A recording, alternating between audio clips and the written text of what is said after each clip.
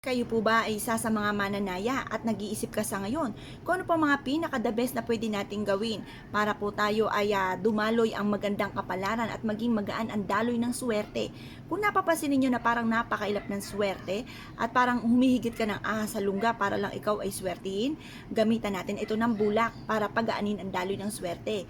Kung kayo po ay isa sa mga negosyante or mananaya, the best po ito mga bossing. Pero mas mainam wag nyo itong ipagsasabi kahit kanino. Dahil alam nyo po ba mga bossing ko na mas may nakakaalam na mga ginagawa ninyo, lalong natatagalan ang swerte na ninanais po ninyo. Kaya hayaan nyo na lamang po na ma-amaze sila sa mga swerteng darating sa inyo pong buhay. Ito po isa sa mga sikreto at subok na napakaswerte. Basta kailangan ay may 100% kang paniniwala kung kayo ay gagawa ng mga pampaswerte. Para mas maging magaan ang daloy ng swerte at kayo po mga bossing ko ay mas maka-attract ng swerte at lahat ng naisin po ninyo ay kaagad ninyong makamtan. Ngayon po mga bossing, ito po isa sa mga sikreto. Kaya subukan nyo na po ito mga bossing para kayo po mga bossing ko ay maramdaman nyo kaagad ang daloy ng swerte po sa inyo. Para yung inyong kasipagan, ang inyong pananalig sa itaas ay may mga patutunguhan. Kasi minsan may mga pagkakataon na kahit anong gawin nating kayod ay sa wala-tula ang ating pagkayod. Para may patunguhan mga bossing, gamitan po natin ito ng cotton balls mga bossing. Proven po ito na maswerte.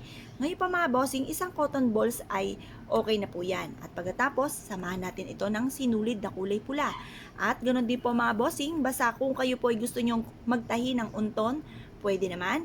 Pero kung ayaw nyo po na magtahi ng unton at kayo po ay meron pong pouch na kulay pula, the best din po yan mga bossing. At pagkatapos mga bossing ko ay kailangan natin ng dahon ng laurel. Ngayon, ang dahon ng laurel ay isa sa mga subok na napakaswerte.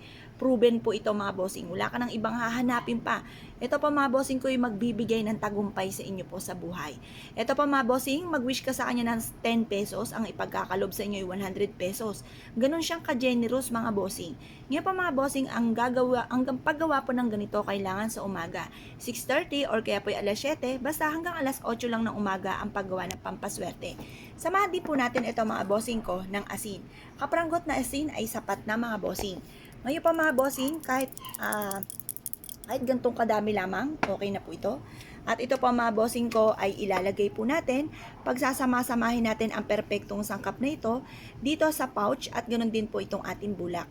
Magwi-wish ka na mula sa inyong pong puso, taimtim na panalangin mga bossing. Sasabihin nyo po dito ang lahat ng nais po ninyo na walang gamit na sana, direct to the point. Halimbawa po ay ganito, kung kayo po ay mananaya.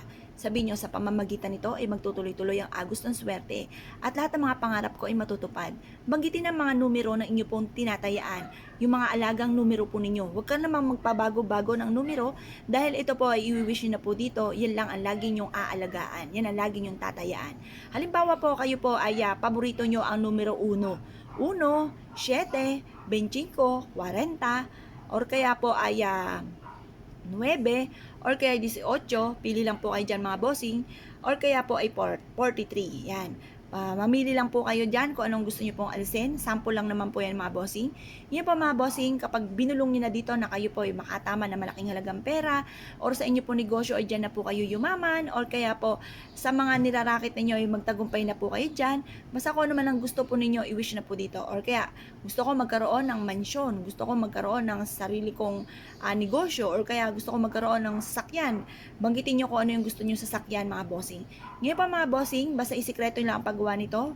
Ibilad nyo siya sa sinag ng araw at pagtapos na po siya na pagkakabilad, ito pa mga bossing ko ay ilalagay po ninyo sa ilalim ng inyo pong unan kapag kayo tutulog or kaya bitbiting kahit saan kayo magpunta.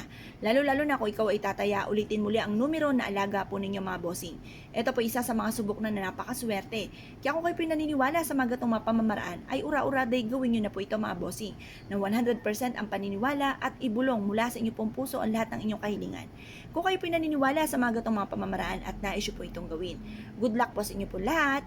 Ngayon pa mga bossing, kung nais nyo po natahiin po, kagaya po nito, meron tayong pula na sinulid, gamitan ng pulang sinulid, or kaya ay berde, or kaya ay dilaw, pwede rin naman.